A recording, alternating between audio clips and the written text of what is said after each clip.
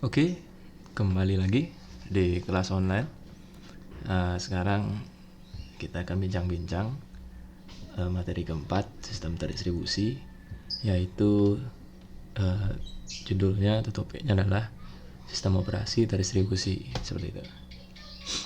Nah, materi keempat setelah pengantar, komunikasi dan proses itu masuk ke sistem operasi terdistribusi. Nah, saya pakai yang ini karena nanti banyak note, banyak catatan gitu ya, jadi biar bisa saya baca juga. Nah, sistem operasi terdistribusi di sini bukan berarti sistem operasi OS, Windows, Linux, Mac seperti itu, bukan.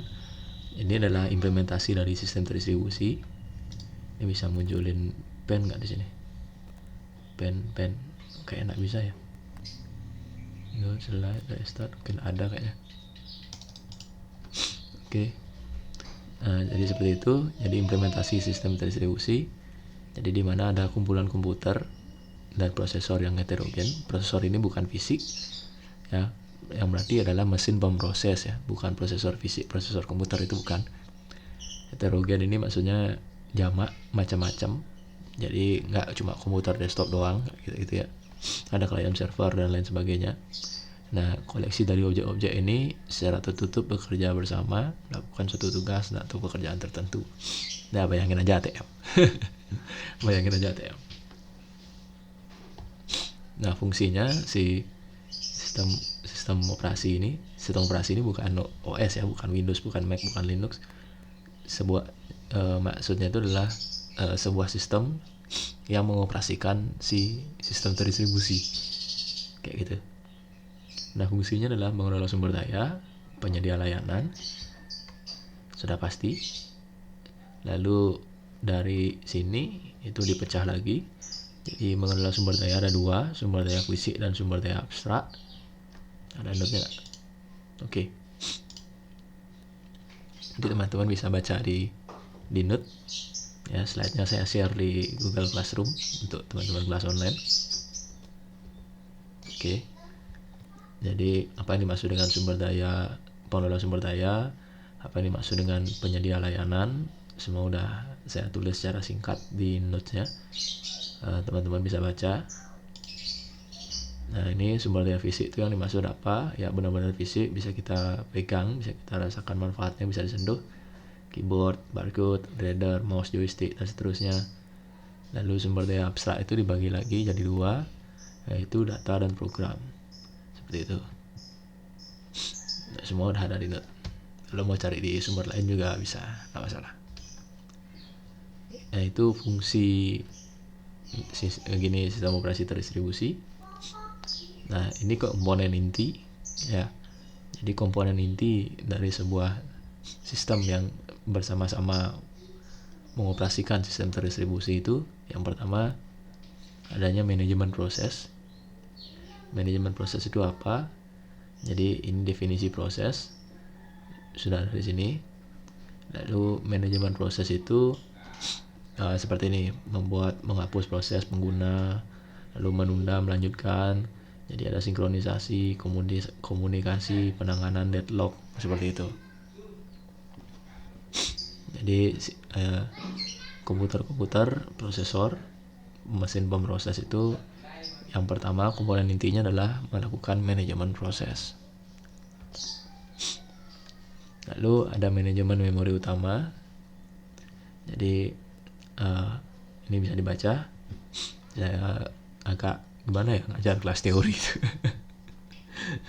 Agak kurang semangat ya. Intinya dibaca aja. Ya, lanjut. Nah, manajemen berkas, membuat menghapus berkas, membuat menghapus direktori dan segala macam. Manajemen I/O seperti ini bisa dibaca. Ini spooling ini yang di printer itu. Jadi kalau ada masih error hasil print sebelumnya, maka kita tidak bisa ngeprint yang seperti itu ya. Jadi kalau ada transaksi yang error di satu orang di ATM, maka orang tersebut nggak bisa melakukan transaksi selanjutnya. Nah, mirip-mirip gitulah. Manajemen penyimpanan sekunder penyimpanan sekunder yang di sini disebut adalah hard disk dan disket. Seperti ini. Penyimpanan sekunder. Lalu sistem proteksi seperti ini, membedakan antara penggunaan yang sudah diberi izin dan yang belum, ya. Jadi nggak semua orang bisa mengakses keseluruhan fungsi dari sistem terdistribusi itu. Lalu ada jaringan ini bahasa Inggris. Kelompok yang dapat bagian presentasi nanti minta tolong dibantu seperti apa penjelasannya ini. Jadi saya nggak bahas semua seperti itu ya. Yang terakhir ada command interpreter system. Jadi komponen intinya ada 8: manajemen proses, memori utama berkas, sistem I/O, penyimpanan sekunder, proteksi, jaringan, dan command interpreter system.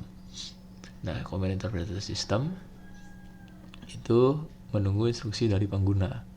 Program yang membaca instruksi dan menggantikan control statement umumnya disebut control card interpreter, command line interpreter, dan Unix shell.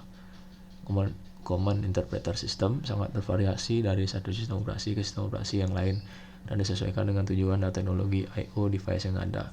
Contohnya CLI, command line interface, Windows, pen-based, touch, dan sebagainya. Bahasanya ribet seperti ini, padahal maksudnya command interpreter system itu adalah sistem yang gimana pengguna dapat berkomunikasi dengan sistem operasi terdistribusi itu. Masih belum ngerti? Ya, simpelnya adalah jika di ATM ada touch, ya. Jadi ada yang layarnya touchscreen, ada yang pakai tombol. Mungkin itu yang zaman sekarang. Nah, kalau kita bicara di luar ATM, ini kursor ini termasuk command interpreter system karena kita berinteraksi dengan mesinnya, dengan sistemnya itu menggunakan kursor ini, ya. Kalau di Linux ada terminal dan seperti itu dan lain sebagainya. Jadi gitu aja. Saya enggak banyak-banyak karena materi teori ini bisa dibaca ya. Bisa dibaca. Jadi silakan nanti dilengkapi, baca-baca di sumber lain juga enggak masalah. Sekian dari saya, semoga bermanfaat.